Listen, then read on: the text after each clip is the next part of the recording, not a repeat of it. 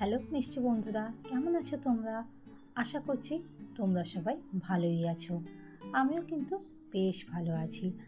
আজকে তোমাদের সাথে শেয়ার করব আমের টক মিষ্টি আচার বা কাঁচা আম দিয়ে মিষ্টি আচারের রেসিপি। এটা কিন্তু খেতে দুর্দান্ত লাগে আর একবার বানিয়ে সারা বছরের জন্য স্টোর করে রাখতে পারো। এর জন্য আমি কাঁচা আম 1 থেকে 1.5 কেজির মতন নিয়ে নিয়েছিলাম আর আমগুলোকে জল দিয়ে ভালো করে ধুয়ে নিয়ে দিয়েছিলাম। এরপর আমের যে মাথার দিকের অংশটা আছে সেটা কেটে বাদ দিয়ে দেবো। আর আমগুলোর খোসাগুলো ছাড়াবো না, তোমরা চাইলে আমের খোসা ছাড়িয়েও নিতে পারো। আর মাঝখান থেকে দানা বা বীজের মতন অংশটা আছে সেগুলোকে বাদ দিয়ে দেবো। আর একটা আমকে 3 ভাগ করে কেটে নেবো, মানে 1 ফালি কি। এইভাবে সব আমগুলোকে 3 ফালি করে কেটে নিয়েছিলাম, মানে মাঝখানটা আর্ধেক করে কেটে নিয়েছিলাম। আর তারপর আমগুলোকে এইভাবে 3 ভাগ করে নিয়েছিলাম। সব আমের মাথার দিকের অংশগুলো কেটে দিয়েছিলাম আর বীজ মতন অংশগুলো কেটে ফেলে দিয়েছিলাম। যেহেতু আমটা আগে থেকে ধুয়ে নিয়েছিলাম, তো আমগুলো আর পরে ধুইনি। এর মধ্যে সামান্য নুন আর হলুদ দিয়ে আমগুলোকে ম্যারিনেট করে নেব আর 2-3 ঘন্টার জন্য আমগুলোকে রোদের মধ্যে রেখে দেবো। একবার এইভাবে আমগুলোকে রোদে দিয়ে দেখতে পারো। অনেকে আবার আমে রোদে না দিলেও চলে, কিন্তু আমগুলো রোদে দিলে অনেক দিন পর্যন্ত কিন্তু ভালো থাকবে। তো তাই জন্য আমগুলোকে আমি 2-3 ঘন্টার জন্য রোদে রেখে দিয়েছিলাম। এরপর একটা থালার মধ্যে আমগুলোকে এইভাবে সাজিয়ে দেবো, দিয়ে 2 ঘন্টার জন্য রোদে রেখে দিচ্ছি, যাতে আমের মধ্যে যে মানে একটু ভেজা ভেজা বা জলের মতন অংশটা আছে আমগুলোতে শুকিয়ে যায় আর অনেক দিন পর্যন্ত স্টোর করে রাখা যায় আমগুলো। সেই জন্য সব আমগুলোকে 2টো থালার মধ্যে ভাগ করে নিয়েছিলাম। এরপর ছাদের মধ্যে রোদের মধ্যে রেখে দিয়েছিলাম। একবার এই সহজ পদ্ধতিতে বাড়িতে কাঁচা আমের মিষ্টি আচার বানিয়ে দেখতে পারো। খেতে যতটাই সুস্বাদু হয় আর খুব কম সময় কিন্তু হয়ে যায়। দেখতেই পাচ্ছ আমগুলো শুকিয়ে অনেকটা ছোট হয়ে গেছে। অন্যদিকে গ্যাসের মধ্যে একটা কড়াই বসিয়ে দিয়েছিলাম আর তার মধ্যে 1 চামচের মতন গোটা জিরে দিয়ে দিয়েছিলাম আর 1 চামচের মতন গোটা ধনে দিয়ে দিয়েছিলাম। সাথে এর মধ্যে আমি 5 ফোড়ন দিয়ে দেবো 1/2 চামচের মতন। তোমরা অনেকে কিন্তু গোটা জিরে বা গোটা ধনেটা না দিতে পারো, শুধু 5 ফোড়ন শুকনো লঙ্কা দিয়ে একটা পেস্ট করতে পারো। কিন্তু আমি এখানে সব মশলাগুলো দিলে টেস্টটা কিন্তু বেশ ভালো হবে আর ফ্লেভারটাও খুব সুন্দর আসবে। সাথে কয়েকটা শুকনো লঙ্কা দিয়ে দেবো। এরপর শুকনো কড়াইতে হালকা ভেজে নেব, যতক্ষণ না মশলার দিকে সুন্দর একটা গন্ধ বেরাচ্ছে।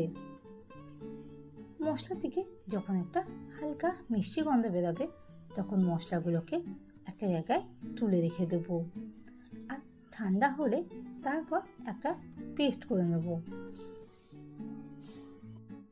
আমের চাটনি বানিয়ে তোমরা কিন্তু সারা বছরের জন্য স্টোর করে রাখতে পারো। তো কে কে এইরকমভাবে আমের চাটনি বাড়িতে বানাও কমেন্ট বক্সে জানাতে কিন্তু ভুলো না। আর ভিডিওটা বন্ধুরা ভালো লাগলে অবশ্যই লাইক অ্যান্ড শেয়ার করার অনুরোধ রইল আর হাইপ করে দেওয়ার অনুরোধ রইল। আর একদম নতুন বন্ধুদেরকে রিকোয়েস্ট করছি, ভিডিওটা ভালো লাগলে তোমরা চ্যানেলটাকে সাবস্ক্রাইব করে পাশে থাকা বেল আইকনটা অন করে দেওয়ার, তাহলে আমি যখনই কোনো রকম ভিডিও আপলোড করব তোমাদের কাছে চট করে নোটিফিকেশনটা চলে যাবে। মশলার থেকে যখন ভাজা হয়ে যাবে তখন মশলা তুলে এক জায়গায় রেখে দিচ্ছি। ওই কড়াইয়ের মধ্যে অল্প কিছুটা সর্ষে তেল অ্যাড করছি। আমের চাটনিটা সর্ষে তেলে করলে ফ্লেভারটা ভালো আসবে, খেতেও ভালো লাগবে।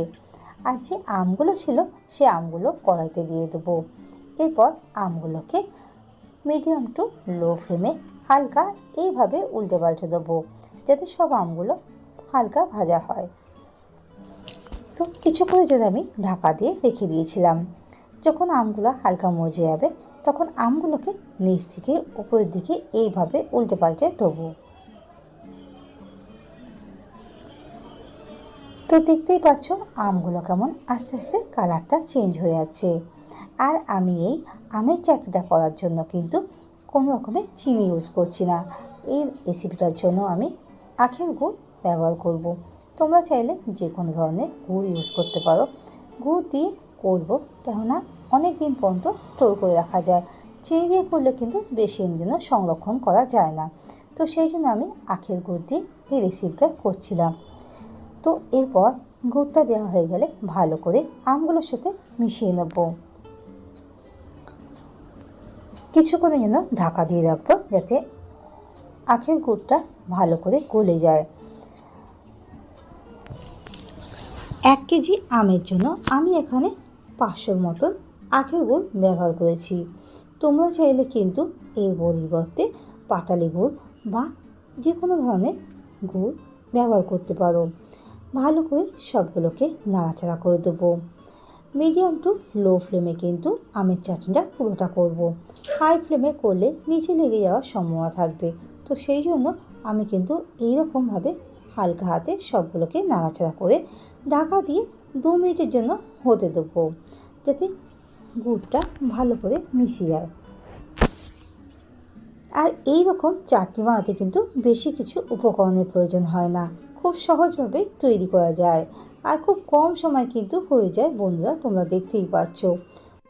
আর আমার মতন কে কে আছো আমের চাটনি খেতে ভালোবাসো, কমেন্ট বক্সে সেটাও কিন্তু জানাতে ভুলবে না। আমটাকে এইভাবে ভালো করে মিশিয়ে দিচ্ছি, যাতে সবগুলোর মধ্যে ভালো করে মিশ্রণটা ঢুকে যায়। এরপর যে ভেজে রাখা মশলা ছিল, একটা স্মুথ পেস্ট তৈরি করে নিয়েছিলাম। আর এরপর উপর দিয়ে সব মশলাগুলোকে হালকা দিয়ে দেবো। এই রকম সহজ সহজ রেসিপি পাওয়ার জন্য আমার চ্যানেলটাকে ফলো করে রাখার অনুরোধ রইল। এই সময় আমি কিন্তু গ্যাসের ফ্লেমটা অফ করে দিয়েছিলাম আর সবগুলোকে ভালো করে নাড়াচাড়া করে নেব। ঢাকা দিয়ে 10 মিনিটের জন্য স্ট্যান্ডিং টাইমে রেখে দেবো। ঠান্ডা হয়ে গেলে একটা এয়ারটাইট কন্টেনারের মধ্যে রেখে দেবো, বা তোমরা চাইলে কিন্তু কাচের বয়ামের মধ্যে ঢাকা দিয়ে অনেক দিনের জন্য স্টোর করে রাখতে পারো। আমের চাটনিটা তৈরি হয়ে গেলে বেশ কিছুক্ষণ বাইরে ঠান্ডা হতে রেখে দেবেন, নাহলে কিন্তু আমের চাটনিটা নষ্ট হয়ে যাওয়ার সম্ভাবনা থাকবে। তাই চাটনিটা বানিয়ে ঠান্ডা হয়ে গেলে কোনো রকম এয়ারটাইট কন্টেনারে বা বয়ামে রেখে দেবেন। এইরকম আমের চাটনি বানিয়ে আপনারা কিন্তু সারা বছরের জন্য সংরক্ষণ করে রাখতে পারেন। ভিডিওটা ভালো লাগলে নতুন আর পুরনো বন্ধুদেরকে বলছি, প্লিজ একটা করে কমেন্ট করবে আর লাইক আর শেয়ার করতে ভুলবে না। পুরনো আর নতুন বন্ধুদের রিকোয়েস্ট করছি, ভিডিওটা স্কিপ না করে পুরো ভিডিওটা দেখো, তাহলে তোমাদের বুঝতে সুবিধা হবে। আর এই রকম সহজ সহজ রেসিপি পাওয়ার জন্য আমার চ্যানেলটার পাশে থাকার অনুরোধ রইল। ধন্যবাদ নতুন আর পুরনো বন্ধুদের এতটা সাপোর্ট করার জন্য। দেখা হবে খুব তাড়াতাড়ি নতুন একটা রেসিপি নিয়ে। ভালো থেকো, সুস্থ থেকো, টাটা। আজকে